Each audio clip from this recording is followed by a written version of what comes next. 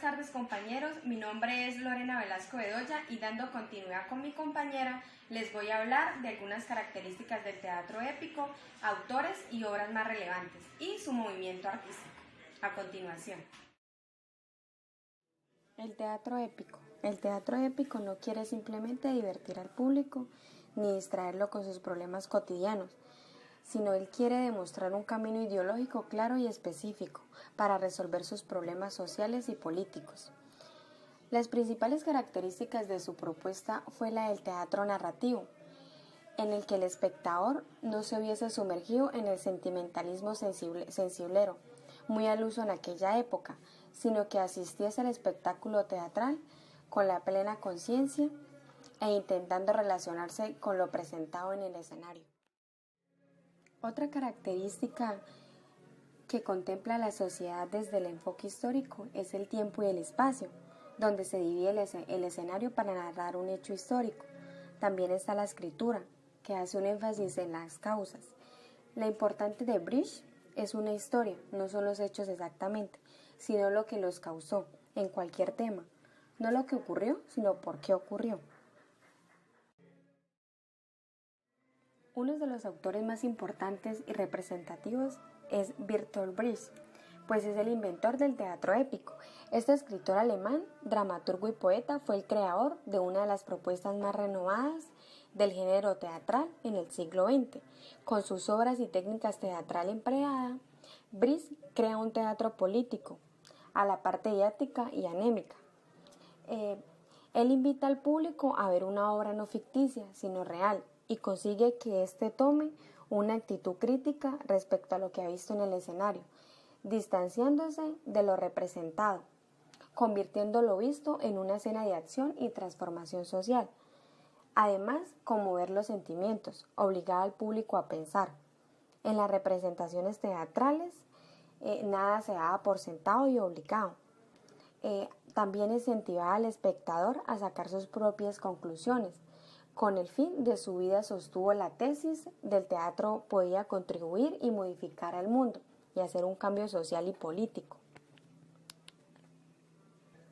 Brecht fue capaz de generar una propia estética donde los cantos líricos fueron una notable representación de la belleza literaria, utilizando varios recursos escénicos.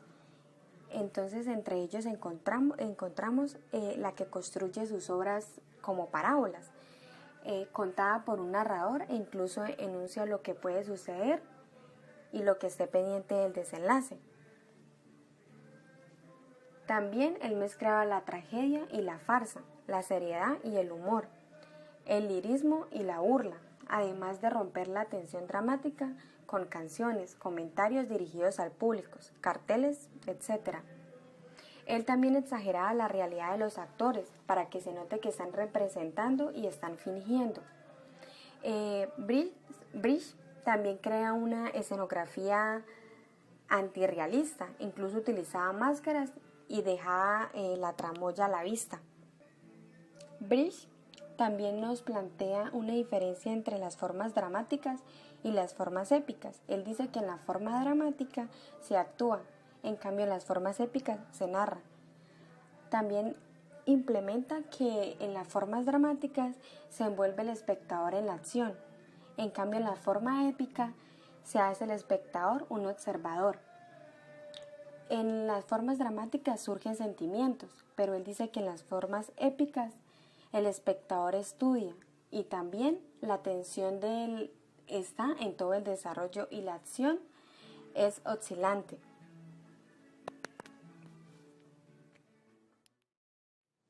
Una de las obras más importantes y representativas de este autor es La Madre Coraje y sus hijos.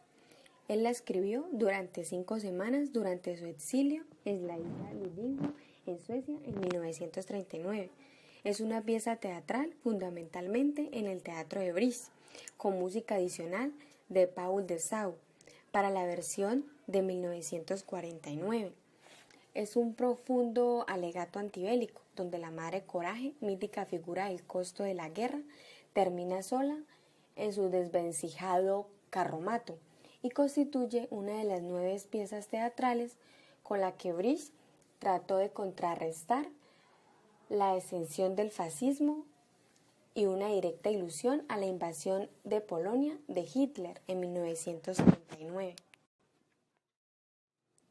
Otra obra más importante de Brish es La vida de Galileo, en 1939.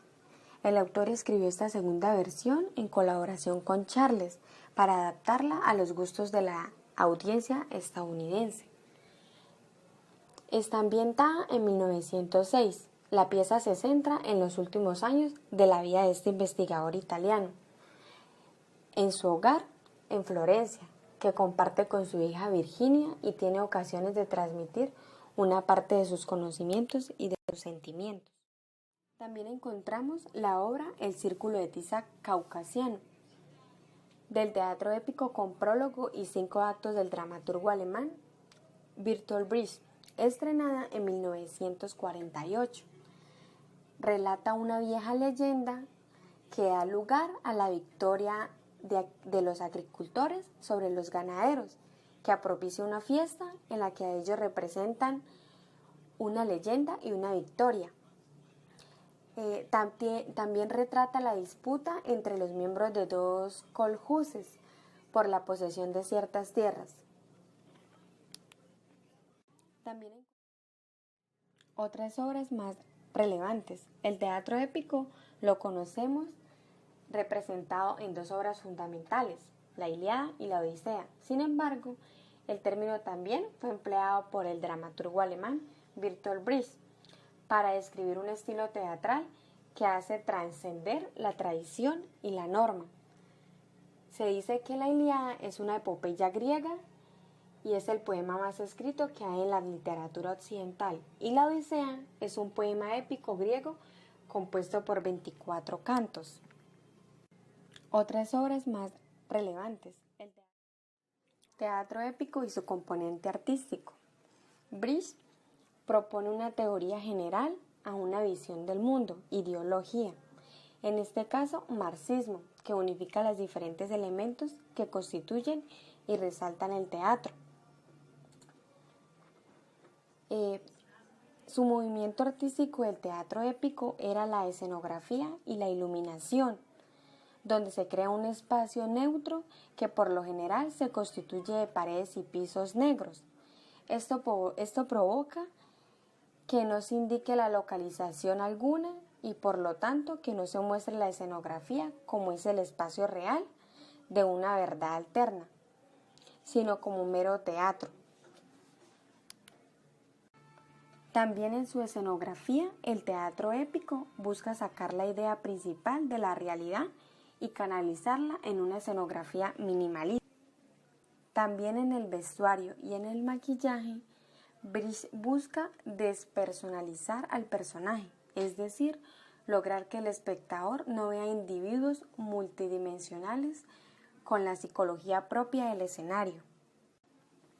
El maquillaje y las máscaras cubren la cara humana de los actores, lo que contribuye que el espectador no sienta que está al frente de los humanos o que son personas reales, sino que sientan que está viendo personajes imaginarios, creados o ficticios. Es decir, resalta mencionar la importancia de sus características, tanto el maquillaje como el de las máscaras. Todo esto crea un distanciamiento en el espectador, ya que se da cuenta que no está viendo una verdad alterna, con personas reales y ficticias, en situaciones cotidianas, sino que también está viendo una obra de teatro y algo creado por él.